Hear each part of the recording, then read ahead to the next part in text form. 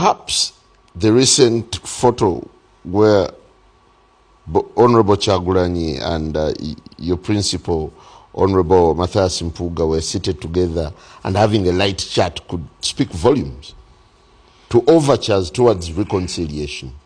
That photo was by accident. These are fellows who found themselves accidentally in church. And in church, you are given a place to sit. And once you are given a place to sit, you may not say, no, I don't want it. No, you can't refuse. You can sit me with Museveni and I sit there. Sure. No. I will walk away. Why don't you say with the Honorable Nandara or Amuriat?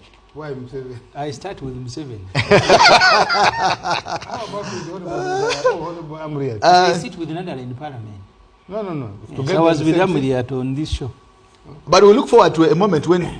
so have I answered your phone? We look forward to a moment when we can be able to sit on the same table and really start talking serious business. I would think... Who is bending for the other? Well, in talks, I wouldn't think that there should be a particular party that bends for the other.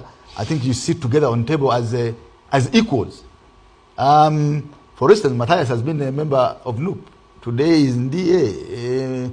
He's now leading another political formation. It means that his next meeting with Mr. Kyagulanyi will be meeting of equals, not meeting of a president and vice president. And this is what would be expected.